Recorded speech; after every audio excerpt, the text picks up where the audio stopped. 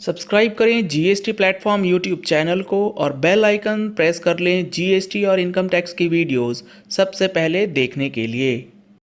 Good morning friends, GST platform के YouTube channel में आप सभी का स्वागत है। जी हाँ फ्रेंड्स, आप लोगों का एक सवाल जो कि जीएसटी के अंदर पूछा जाता है कि जीएसटी के एक्ट में क्या ऐसी कोई लिमिट है जो कि हमें ये कहती है कि आप एक पार्टी को जीएसटी के अंदर कैश सेल्स कितने अमाउंट तक का कर सकते हैं। आज की वीडियो में मैं आपको इस चीज के बारे में बताने वाला हूं। ये आप देख पा रहे हैं, is there any prescribed limit on cash sale under GST law. ये सारी चीजें और इसके साथ साथ बैलेंस शीट से रिलेटेड कई इंपॉर्टेंट एस्पेक्ट हमने मई महीने की टैक्स मैगजीन में इंक्लूड किया है। अगर आपने अभी तक मंथली टैक्स मैगजीन सब्सक्राइब नहीं कराई है तो इन नंबर्स पे कॉल करके आप मंथली टैक्स मैगजीन का सब्सक्रिप्शन ले सकते हैं। अगर आप ऑनलाइन वेबिनार में जुड़ना चाहते हैं जो कि 23 मई 2021 को ऑर्गेनाइज्ड है, जिसमें जीएसटी अपील से रिलेटेड इंफॉर्मेशन आप लोगों को रूल्स और प्रोसेस के साथ बताया जाएगा, तो उसके लिए भी आपको इन नंबर्स पे कॉल करके सीट्स जो हैं वो बुक करा लेनी है। लिमिटेड सीट्स अवेलेबल हैं, रजिस्ट्रेशन अभी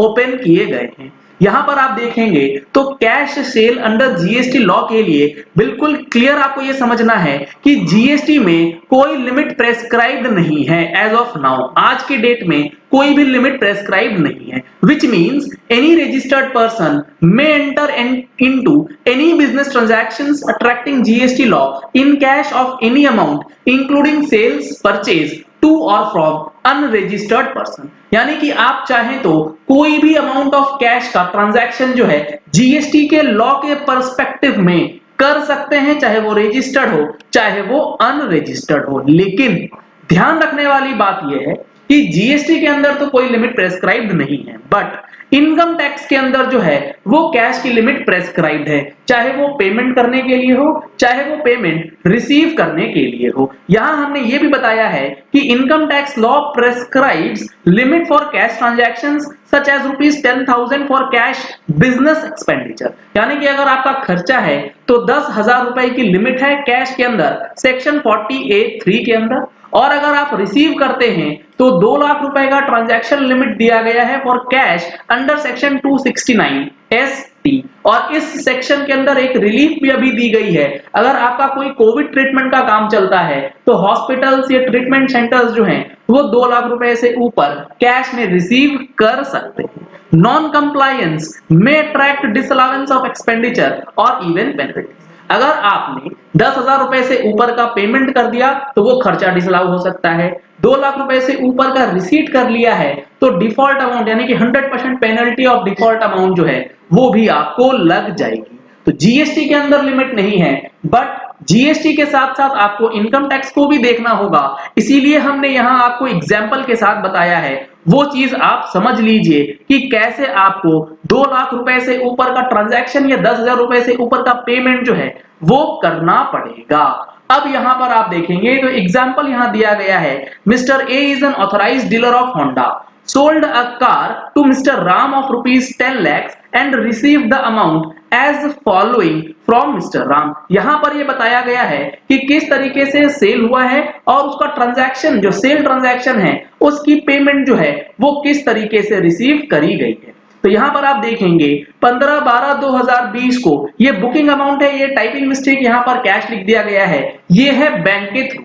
यहां पर आप कैश ना पढ़ के इसे बैंक पढ़ेंगे, यानी कि चेक से पेमेंट मिला 21,000 का। 1 जनवरी 2021 को मिला पेमेंट कैश में 2,50,000, ट्रांजैक्शन था 10 लाख रुपए का।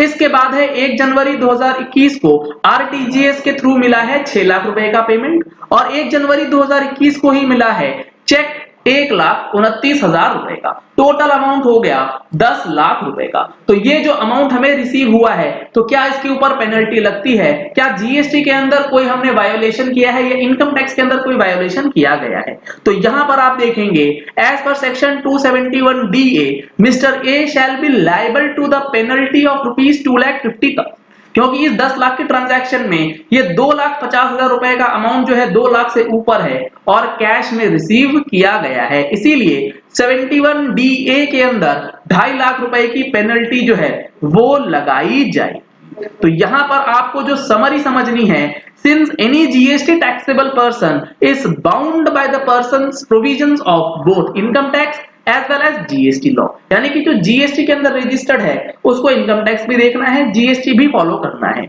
तो he need to keep in mind the limit prescribed in the income tax law also while doing the business transactions. As far as sales transactions are concerned, the only applicable limit for the seller is that he should not receive any cash amount of rupees 2 lakhs or more, यानी कि 2 लाख रुपए से ऊपर आप cash में receive नहीं कर सकते as per the provisions of income tax. GST में ऐसा कोई भी नियम नहीं है, चाहे वो सिंगल सेल्स का ट्रांजैक्शन हो made to any person either in 1 और मोर डेज, एक ट्रांजैक्शन के रिस्पेक्ट में एक या ज्यादा दिन से भी अगर हो तो भी आप रिसीव नहीं कर सकते। मल्टीपल सेल ट्रांजैक्शंस है सिंगल डे के अंदर to the same person aggregating to amount of rupees 2 lakhs और more and receiving cash thereof on the same day, ये भी नहीं चलेगा। यानी कि मल्टीपल ट्रांजैक्शंस कर लेते हैं आप एक ही दिन में सेम पर्सन से अलग अलग 2-2 लाख से कम का अमाउंट में, ये भी अलाउड नहीं है।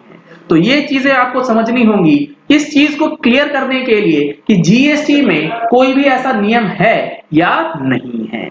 चलिए इस वीडियो को यही एंड करते हैं। आशा करते हैं कि आपको ये वीडियो पसंद आया होगा। अगर आपको ये वीडियो पसंद आया तो इस वीडियो को लाइक और शेयर करना मत भूलिएगा, ताकि मैक्सिमम लोगों तक जिनकी ये क्वेरीज है उन तक इंफॉर्मेशन पहुंच जाए कि जीएसटी के अंदर क्या ऐसी कोई लिमिट है या। अगर आपने हमारे चैनल पे फर्स्ट टाइम ट्यून इन किया है तो चैनल को सब्सक्राइब करने के लिए नीचे दिया गया रेड कलर का सब्सक्राइब बटन प्रेस कर लीजिए, साथ में जो बेल आइकन है उसे प्रेस कर लीजिएगा ताकि वीडियो की नोटिफिकेशन आप तक रेगुलरली पहुंचती रहे। Thank you and have a nice day.